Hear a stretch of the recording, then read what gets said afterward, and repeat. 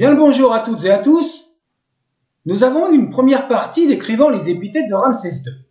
Ensuite, le déroulement de l'expédition vers le lieu de combat et la liste des adversaires contre l'armée de Ramsès II.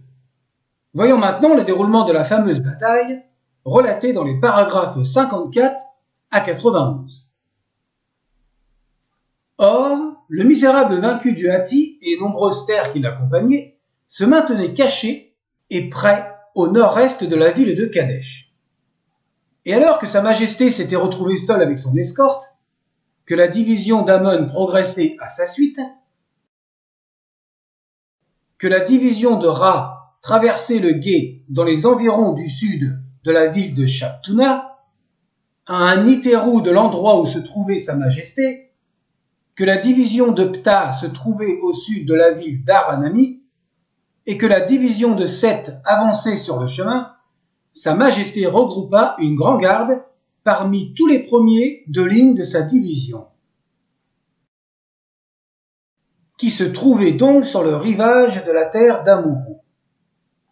Or, le misérable chef du Hatti se tenait au milieu de son armée qui l'accompagnait. Il n'en sortait pas pour se battre par crainte de Sa Majesté.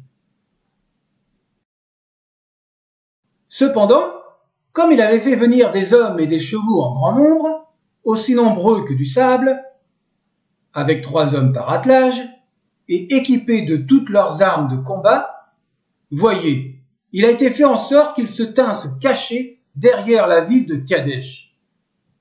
Ils sortirent soudain par le côté sud de Kadesh, en surprenant la division de Ra en son centre,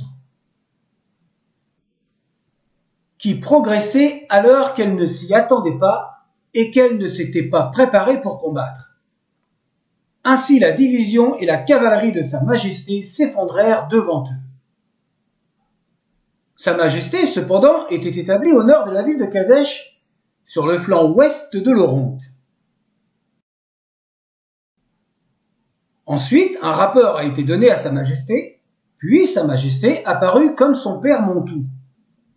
Il saisit sa tenue de combat et se revêtit de sa cuirasse. Il était comme Baal en son heure. La grande monture, qui était menée par Sa Majesté, portait le nom de Victoire dans Thèbes, de la grande écurie, de la puissante et la justice de Ra, se nommait l'aimé d'Amon. Alors Sa Majesté partit au galop. Il s'élança au milieu des forces ennemies des vaincus du Hatti. Il fut entièrement isolé, personne d'autre avec lui. Sa Majesté se dégagea pour aller jeter un coup d'œil derrière lui. Il trouva 2500 attelages l'encerclant de tous les côtés extérieurs, y compris tous les soldats coureurs des ennemis du Hatti et les nombreuses contrées qui les accompagnaient. Larzawa, Lamizi, Lapicidi, Keshkesh, Lioni, Kizuwatna, Alep, Ougarit, Kadesh et Lalissi.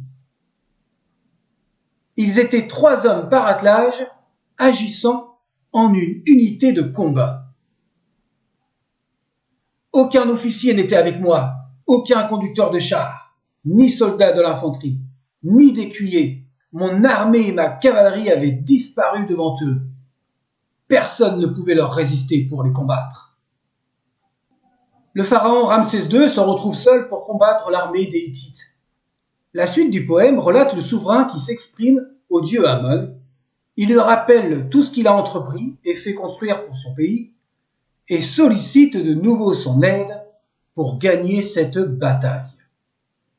Ce sera dans la prochaine vidéo. Sur ce, à bientôt.